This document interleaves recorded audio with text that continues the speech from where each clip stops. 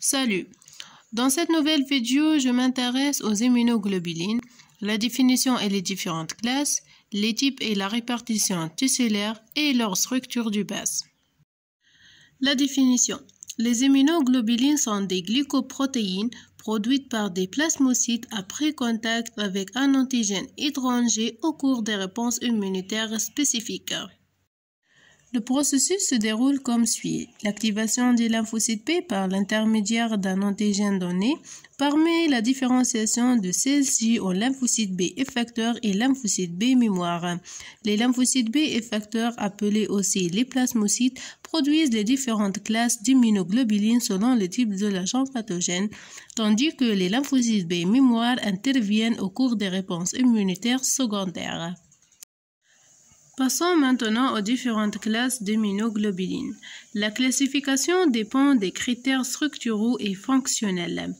Il existe 5 classes d'immunoglobulines: IgG, IgM, IgA, IgE et IgD. On peut classer ici quelques classes en sous-classes. L'IgG présente 4 sous-classes, l'IgA présente 2 sous-classes. Tandis que pour les autres, c'est-à-dire l'IgM, l'IgE et l'IgD, elles ne présentent pas des sous-classes. De façon générale, on parle alors de 9 isotypes: IgG1, IgG2, IgG3, IgG4 qui sont les sous-classes d'IgG, IgM, IgA1 et IgA2 les 2 sous-classes d'IgA, IgE et IgD. Les immunoglobulines sont présents soit à la surface des lymphocytes B, on parle d'un immunoglobuline membranaire faisant partie du complexe BCR et constitue le marqueur phénotypique spécifique de ces cellules, soit sous forme soluble dans la plupart des liquides biologiques de l'organisme, où elles peuvent exprimer leur activité anticorps après fixation de l'antigène spécifique. À propos de la répartition tissulaire des 5 classes d'immunoglobulines, elle est variable dans l'ensemble de l'organisme. Les IgA sont fréquemment présents dans les surfaces des épithéliums muqueux et les sécrétions, comme on a déjà dit dans le système immunitaire intestinal. Les IgM sont essentiellement intravasculaires. Les IgG sont dispersés dans tout l'organisme, dans le compartiment intravasculaire et les plusieurs tissus. Après avoir défini les immunoglobulines et leur état soit membranaire soit soluble, la répartition tissulaire qui est variable dans l'organisme, maintenant je m'intéresse à la structure de base d'un immunoglobuline. La structure de base d'immunoglobulines, en fait, les molécules d'immunoglobulines sont organisées en monomères. Voilà un monomère qui est constitué par 4 chaînes identiques 2 à 2. 2 chaînes légères ou light, donc qui sont en fer, et 2 chaînes lourdes ou heavy, donc notées en H, donc ce qui est en rose. Les 4 chaînes d'immunoglobulines sont unies entre elles par des liaisons covalentes, c'est-à-dire de forte énergie, formées par les différentes associations des ponts de sulfure. La majorité des ponts de sulfure intercaténaires liant les 2 chaînes lourdes existent dans la région charnière, appelée aussi le fragment Ange, noté FH. Alors, la structure d'une chaîne d'immunoglobulines, légère ou lourde, est organisée en domaines immunoglobuliniques. Par exemple, une chaîne lourde a un domaine variable, noté VH, et 3 ou 4 domaines constants. Ils sont CH. Bien sûr, la chaîne lourde ici se diffère en fonction de la classe d'immunoglobuline. Par exemple, ici, donc, la chaîne lourde est nommée NU et l'IgM présente 4 domaines constants. L'IgE aussi présente 4 domaines constants et la chaîne lourde est appelée epsilon. L'IgA, par exemple, la chaîne lourde est appelée alpha et présente seulement 3 domaines constants, comme l'exemple ici. L'IJD présente aussi donc 3 domaines constants, donc c'est comme l'IJA, et la chaîne lourde on appelle delta, et le même pour l'IJG, donc aussi il présente 3 domaines constants seulement, donc et la chaîne lourde ici notée gamma. Donc au lieu de dire CH par exemple dans le cas d'IJG, on dit C gamma, dans le cas d'IJD on dit C delta, dans le cas d'IJA, on nomme C alpha. Dans le cas d'IJE, on nomme C epsilon. Dans le cas d'IJM, on note C nu. Donc voilà, donc la chaîne lourde diffère selon la classe d'immunoglobuline. Donc l'IJA, l'IJD et l'IJG présentent 3 domaines constants, tandis que l'IJM et l'IJE présentent seulement donc 4 domaines constants. Alors, les domaines variables des chaînes d'immunoglobulines sont présents du côté N-terminal, tandis que les domaines constants, donc du chaîne lourde et même du chaîne légère, sont présents du côté C-terminal.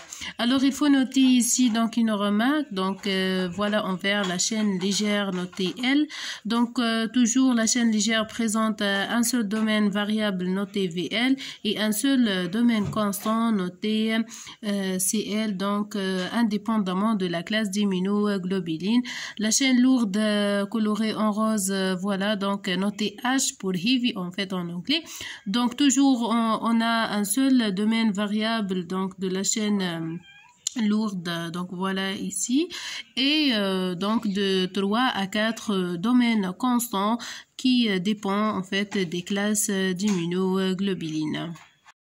Il existe 5 types de chaînes lourdes selon la classe d'immunoglobuline, tandis que la chaîne légère présente seulement 2 types indépendamment de la classe. Donc les 2 types de chaînes légères sont communes pour toutes les classes d'immunoglobulines, soit kappa ou lambda. Chaque monomère d'immunoglobuline présente 2 fragments, un fragment variable Fab et un fragment constant FC. Si je m'intéresse au fragment variable de Fab, il est formé par 2 paratopes spécifiques du même épitope.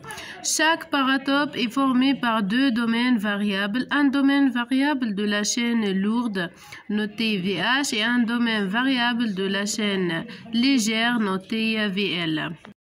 Donc voilà, l'immunoglobuline présente 2 régions, la région Fab qui présente 2 paratopes spécifiques du même épitope et la région FC qui interagit avec des récepteurs cellulaires spécifiques qui sont appelés des FCR présents à la surface de la plupart des cellules immunitaires.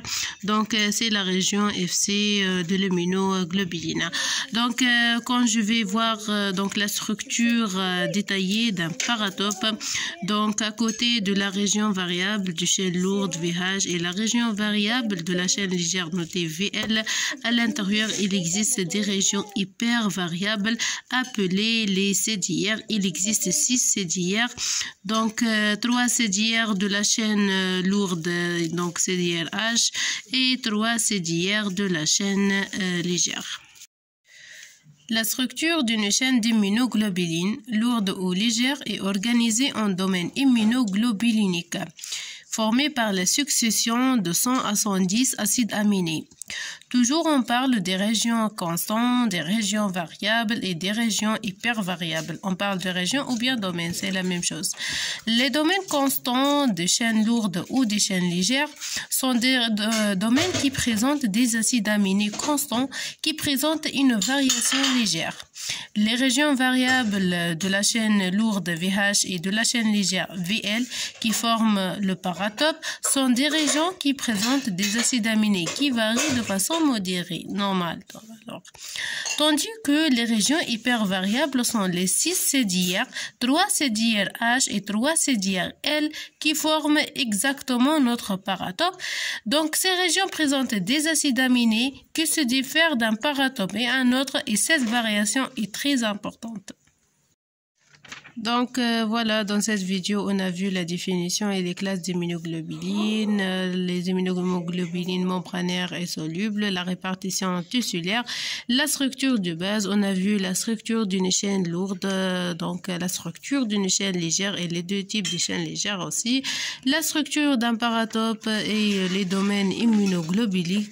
Prochainement, Inch'Allah, on va voir les classes d'immunoglobulines en détail et qu'est-ce que ça veut dire, les formules moléculaires.